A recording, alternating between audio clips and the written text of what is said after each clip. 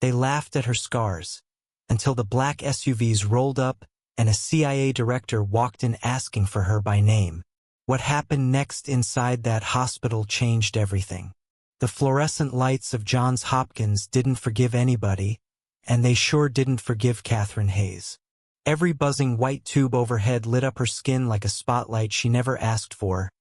The thick, ropey burn scar that curled from beneath her left ear, snaked down her neck, and vanished into the collar of her navy scrubs. The grafted patch on her left forearm, pale and shiny, dented with a jagged groove that looked way too much like a healed shrapnel wound for anyone's comfort.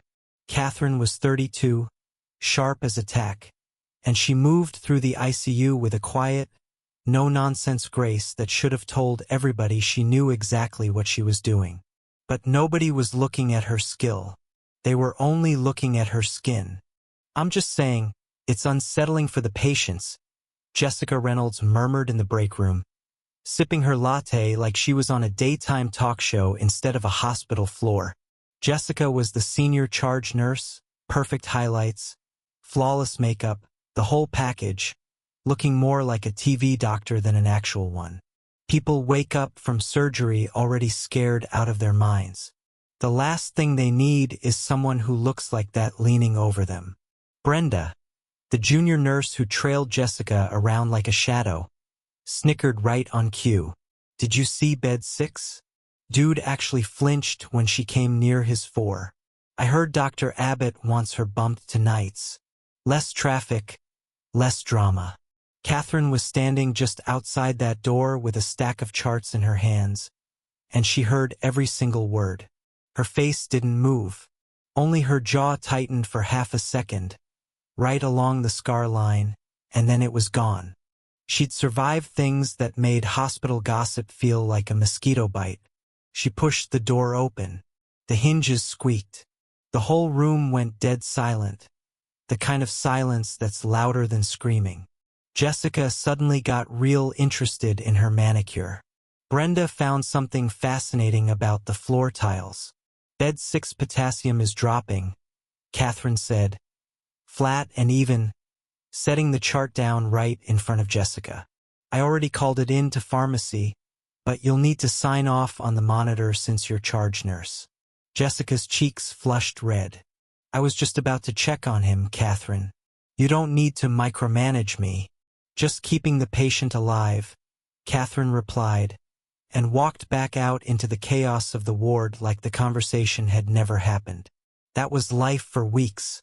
Isolation thick enough to choke on.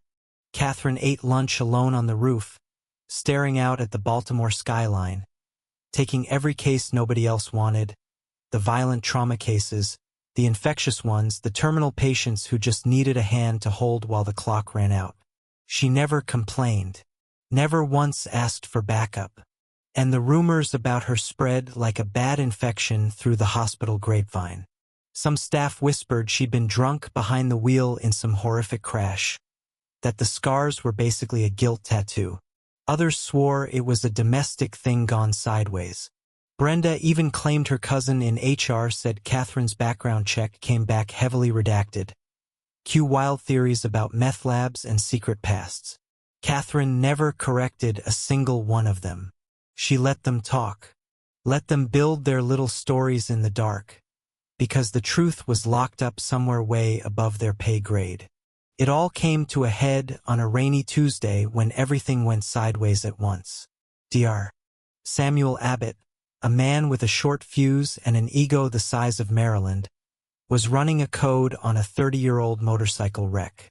Blood everywhere, torn clothing, pure panic in the air. His pressure's tanking. "Where's the fluid bolus?" Abbott barked, hands slick with blood, pounding on the man's chest. Jessica fumbled with the 4 bags, her hands shaking so bad she couldn't get a line in. "I'm trying, the line's blown." "Then get another one," Abbott roared. That's when Katherine walked in and read the whole room in under 2 seconds. She didn't ask permission. She grabbed the intraosseous drill off the crash cart, the heavy-duty tool you use to punch straight into bone marrow when the veins give up. "What are you doing?" Jessica shrieked. Hold his leg steady, Katherine said. It wasn't a request. It came out with so much command behind it that Jessica just obeyed without thinking twice. One clean, brutal motion and Katherine drilled into the tibia, lines secured in under 3 seconds flat. Lines in. Pushing fluids, she said. Eyes locked on the monitor. 30 seconds later, his blood pressure started climbing back. That horrible flat, screaming tone on the monitor cracked into a steady, beautiful beep. Dr. Abbott stepped back, breathing hard, sweat dripping off his forehead. And instead of a thank you, all Katherine got was a glare. She'd made him look like an amateur in his own trauma bay, and guys like Samuel Abbott do not forgive that kind of humiliation easily. That's where we're gonna pause for now. This hook alone should have people locked in for the whole ride. Don't you ever step into my code and pull a stunt like that again, Hayes. Abbott spat, ripping off his bloody gloves like he was trying to tear the humiliation right off his hands. You're not some cowboy. You're a nurse. Know your place. Katherine looked at him, eyes cold as a Baltimore winter. My place is keeping the patient breathing, doctor. He is. That's the job. She turned and walked out, leaving Abbott standing there speechless, fuming, and completely out of comebacks. By the end of her shift, Jessica had already filed a formal complaint. Insubordination, aggressive conduct, the works. Hospital administration, always quick to side with whoever had the fanciest title, slapped Katherine with probation. One more strike and she was gone. The bullies figured they'd won. They had no idea what was coming. It happened on a Friday evening, right as shift change was supposed to bring a little peace back to Ward 4. First sign something was wrong. The deafening roar of 2 military-grade helicopters touching down on the roof, shaking the ICU windows like an earthquake had hit downtown. Before anybody could even ask what was going on, the double doors blew open and a dozen men in tactical gear and sharp dark suits flooded the corridor, moving with terrifying precision, shoving staff against the walls, earpieces curled tight, hands hovering near their waistbands like they were ready for anything. Clear the floor. Move, move, move. One agent barked, flashing a badge in Abbott's face. This is a federally secured zone. All non-essential personnel out now. Excuse me, you can't just barge in here. Jessica started, voice trembling. Ma'am, back against the wall unless you want to spend the night in a holding cell. Snapped an agent with a scar over his eye, hand resting on his holster. Jessica went white as a sheet and shut her mouth fast. A gurney came flying in at a dead sprint, surrounded by armed guards. The man on it was older, maybe late 60s, wearing the shredded remains of what used to be an expensive charcoal suit. Chest soaked in blood, skin a horrifying shade of gray. Code black. I need your best trauma surgeon right now, the lead agent shouted. Abbott stepped up, his usual swagger completely gone, stripped away by sheer intimidation. I'm the attending. Get him into Trauma Bay 1. They shoved the gurney in, agents forming a human wall around the bed. Abbott and Jessica rushed to hook the man up, hands shaking like leaves. What happened to him? Abbott asked, voice cracking. Classified, the lead agent said flatly. I can't treat what I don't understand. Abbott shot back, panic rising as the monitors started screaming. Heart rate through the roof, blood pressure basically non-existent. 2 rounds to the chest, bleeding was controlled. Then he started seizing out of nowhere and his vitals crashed. That's everything we've got, the agent said, looking genuinely rattled. If he dies, doctor, the fallout is going to be catastrophic. Jessica was crying now, fumbling with the med vials. He's in VTACH, doctor. His heart's racing too fast. He's about to arrest. Push epinephrine. Get the paddles. Abbott ordered. Frantic. No. The word cut through the chaos like a gunshot. Katherine Hayes shoved her way through the wall of federal agents. One of the suits grabbed her shoulder to toss her out, Big mistake. She twisted, shifted her weight, and broke his grip clean with a move that looked way too practiced for a hospital nurse, leaving the guy stunned on his feet. She stepped up to the bed, eyes locking onto the man's face, then dropping to the dark discoloration spreading around his wounds. She leaned in close, caught a faint bitter whiff of almonds on his breath. Step away from the patient, security. Abbott screamed. Katherine ignored him completely and looked straight at the lead agent instead. The bullets were laced. He's going into hemotoxic shock. This is a modified synthetic neurotoxin. If you push epinephrine, you speed up the binding process. His heart is going to tear itself apart. He's dead in 60 seconds. The agent's eyes went wide. How the hell do you know that? Because I've seen it before, Katherine said, voice dropping low. In Damascus. The color drained from the agent's face instantly. Stand down, he ordered Abbott. Let her work. Are you out of your mind? She's a nurse on probation, she's not even... I said step the hell back. Doctor, the agent roared, drawing his weapon and pointing it at the floor, a clear enough warning. Abbott and Jessica threw their hands up and backed off, absolutely terrified. And just like that, Katherine took full control of the room. The quiet, invisible outcast was gone. In her place stood something else entirely, part medic, part machine, all business. Jessica, atropine and pralidoxime, big doses. 3 amps of sodium bicarb. Now, Katherine barked. Jessica froze, sobbing, useless. I don't know where, move. Katherine shoved past her and tore the crash cart open herself. Hands a blur as she drew up the meds, face locked in total concentration. She pushed the line, movements so clean and precise they looked rehearsed 100 times.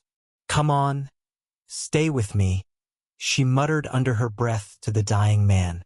You didn't survive a coup in Bogota just to check out on a table in Baltimore. Breathe. She grabbed the paddles, charging to 200. Clear. His body arched off the table. The monitor kept screaming its ugly, chaotic tone. Recharging 300. Clear. Another violent jolt. For 10 brutal seconds, the room went dead silent except for that one horrible unbroken flatline. Jessica covered her face. Abbott looked away, already rehearsing his excuses for the malpractice board. Even the federal agents looked shaken. Then one beep, then another. The rhythm caught. The heart kicked back into gear. Color started creeping back into the man's gray skin, the faint flush of blood moving again.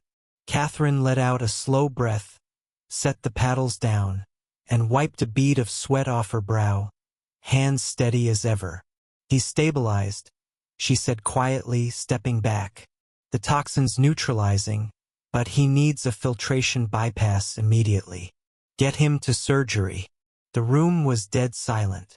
The agent stared at her like she'd just come back from the dead herself. Abbott and Jessica stood pinned against the wall, mouths hanging open, completely blindsided. This scarred, overlooked nurse had just spotted a classified assassination weapon and reversed it in under 3 minutes flat, something the hospital's top attending physician hadn't even come close to figuring out. The lead agent walked up to Katherine slowly, eyes moving from the burned scars on her neck down to the name tag on her scrubs. Katherine Hayes. He pulled his earpiece out, and his whole posture shifted, from aggressive and on edge to something that looked a lot like respect. He straightened up, almost at attention. Didn't recognize you without the uniform, ma'am, he said quietly, voice shaking just a touch. It's an honor. Before Katherine could even respond, the doors swung open again, and the director of the Central Intelligence Agency walked in. Director Jonathan Croft wasn't a man who rushed anywhere. At 58, he moved with the calculated weight of someone who carried the country's secrets around like a briefcase, which, honestly, he kind of did. Midnight blue suit, silver hair perfectly combed despite the 5-alarm crisis unfolding around him. Flanked by 4 heavily armed guards, Croft stepped into Trauma Bay 1 and scanned the scene in half a second. The blood on the floor, the shredded suit, Abbott's terrified stance, Jessica sobbing against the wall. Then his eyes landed on the quiet figure standing calmly by the monitor, adjusting in 4-line like nothing had happened. Croft froze in his tracks. The unshakable CIA director mask cracked wide open, replaced by pure, stunned disbelief. "My God," he breathed, the words echoing through the sudden silence. He walked past his own security detail, eyes locked entirely on her. "Captain Hayes." Katherine turned from the monitor. No salute, no flinch, just a small, professional nod. "Director Croft, been a while. You're looking older." A short, breathless laugh escaped him, pure relief wrapped in disbelief. "And you look exactly the same, Katherine. You vanished off the grid. We've had people looking for you for 3 years." Abbott, who'd been holding his breath in sheer terror, finally scraped together enough nerve to speak. "Director, sir, I don't understand. This woman is a nurse.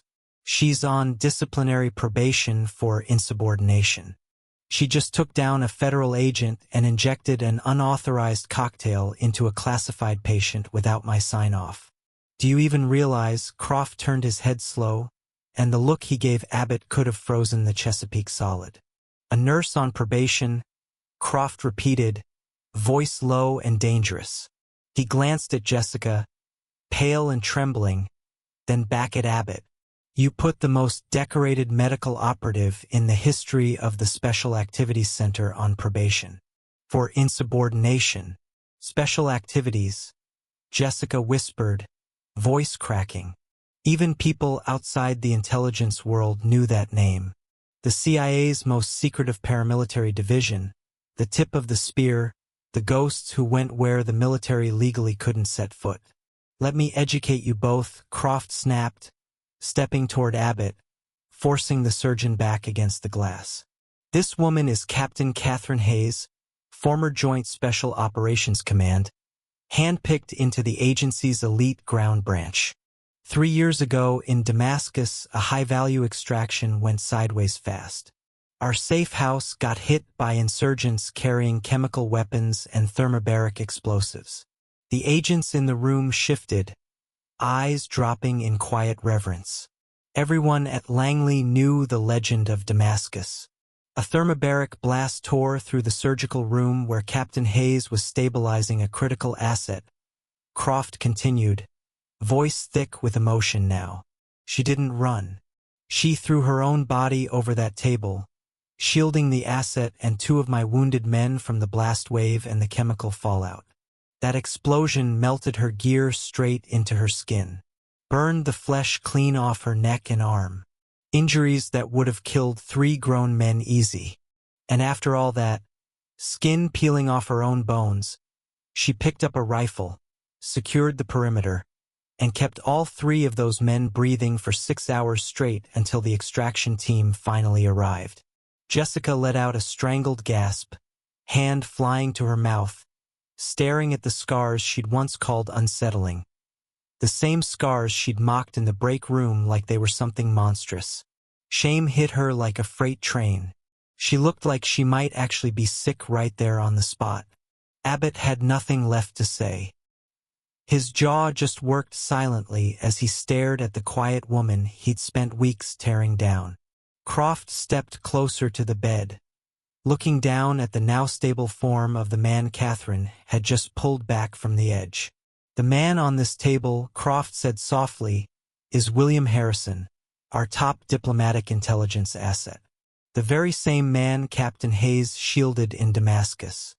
If he died tonight, a peace treaty in Eastern Europe collapses by midnight. He turned back to Katherine, eyes shining. You saved him. Again.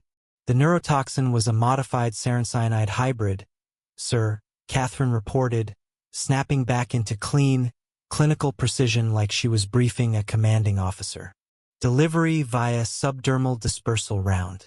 If the attending had pushed epinephrine like he wanted to, the metabolic acceleration would have finished the chemical bind. William would be dead right now. Croft's gaze swung slowly back to Abbott, who shrank under the weight of it. So to be crystal clear, Dr. Croft said, each word slicing the air like a scalpel, my operative didn't assault your agent, and she didn't break protocol.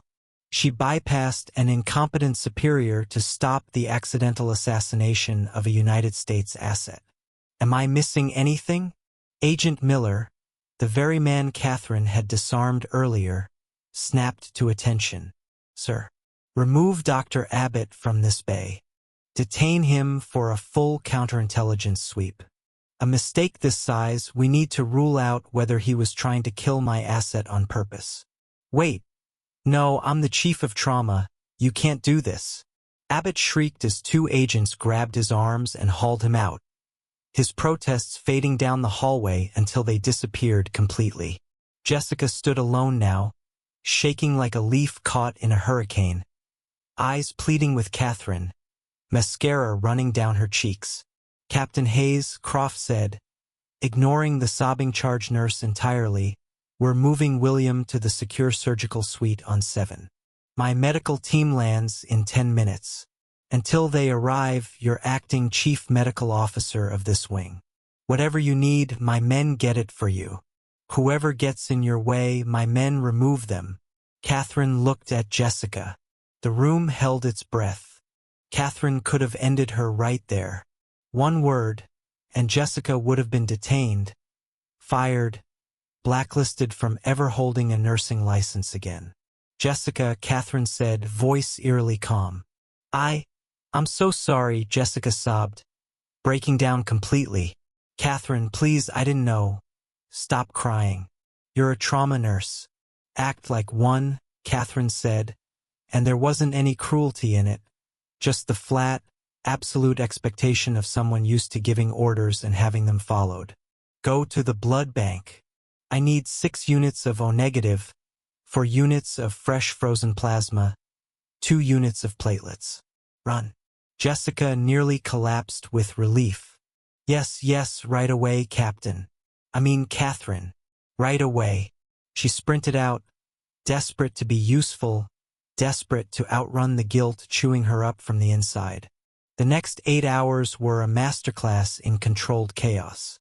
Under Katherine's direction, the CIA's clandestine medical team ran William Harrison's poisoned blood through an advanced filtration machine that Katherine had basically strong-armed out of the hospital's transplant wing. She worked shoulder to shoulder with the agency's top surgeons, hands moving with that same flawless, steady rhythm, no hesitation, no wasted motion. The scars on her neck, once whispered about like they were something shameful, now looked like they were glowing under the surgical lights, like battle medals nobody had bothered to notice until now. By sunrise, the crisis had passed. William Harrison was resting in a heavily guarded VIP suite, agents locking down the entire 7th floor like Fort Knox.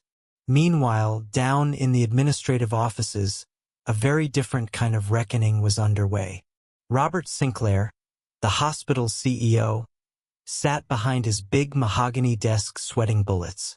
Director Croft sat across from him, flanked by lawyers and armed agents, Katherine's personnel file open on the desk, including the ridiculous probation forms signed by Abbott and Jessica.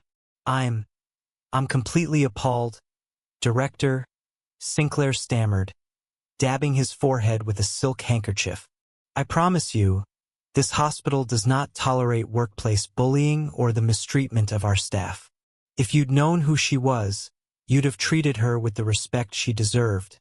Croft cut in, voice low and threatening.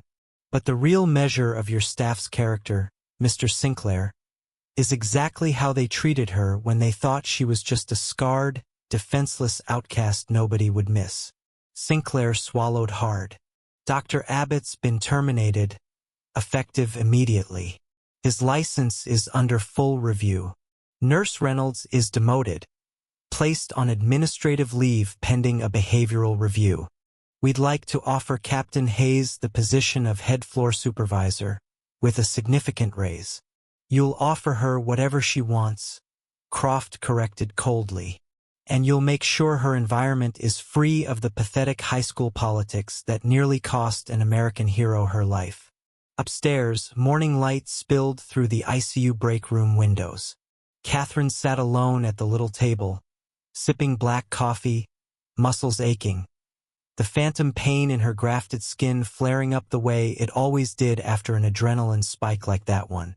The door creaked open. Croft stepped in, looking even more worn out than the night before. He pulled up a plastic chair across from her. The toxins fully flushed. Bill's gonna wake up in a few hours. He's gonna want to thank you, Croft said quietly. Tell him we're even, Katherine replied, the faintest ghost of a smile tugging at her lips. Croft leaned forward, elbows on the table. Katherine, come back. We need you. You don't belong here, dealing with arrogant doctors and petty nurses who don't have a clue what you've sacrificed. I'll make you chief medical director of the entire Special Activities Center. You'd never have to hide these scars again. You'd be surrounded by people who actually respect what they mean. Katherine looked down at her hands, tracing the jagged shrapnel scar on her forearm. For 3 years she'd hidden from the world, punishing herself over the men she couldn't save in Damascus, trying to disappear into the background of a regular civilian hospital. But hiding had only made her an easy target for smaller, meaner people. She looked back up, meeting his eyes dead on. My scars aren't a secret anymore, Jonathan. And neither am I. But I'm not coming back to Langley. Croft frowned. Why? After everything these people put you through? Because out there in the field, I patched up soldiers so they could go right back out and kill somebody else, Katherine said, steady and resolute. Here, despite the gossip, despite the arrogance, all I do is keep people breathing. The grandmother with heart failure. The kid who wrecked his motorcycle. They don't care about geopolitics or extraction protocols. They just need somebody who won't quit on them when the monitors flatline. She took a slow sip of her coffee. I save lives. That's my mission now. And I'm not letting some bully with a medical degree or a clique of insecure nurses run me off my own post. Croft studied her for a long moment. The disappointment in his eyes slowly gave way to something deeper, real, genuine respect. He stood, straightened his suit jacket, and gave her a crisp, sharp salute, a rare move for a director to give an operative. The agency owes you a debt we can never pay back, Captain Hayes, Croft said softly. You ever need anything, you know the number. Thank you, Director. As Croft walked out of the break room, the hospital buzzed to life with the morning shift change, and the gossip mill on Ward 4 had done a complete 180. When Katherine stepped out and walked down the main corridor, the whole energy of the floor shifted. Nurses who used to avoid eye contact now stopped in their tracks, staring in quiet awe. Doctors stepped aside, offering respectful nods like she was hospital royalty. Brenda, the one who used to spread meth lab rumors behind her back, practically flattened herself against the wall, staring at Katherine's scars with wide, humbled eyes. Katherine didn't pay any of them a second glance. She didn't want their fear, and she sure didn't need their validation. She walked straight to the nurse's station, grabbed the nearest chart, and clicked her pen. She was a trauma nurse.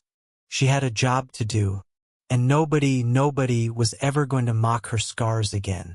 If the story of pure grit, redemption, and the kind of quiet strength nobody sees coming hit you right in the chest, you already know what to do. Smash that like button.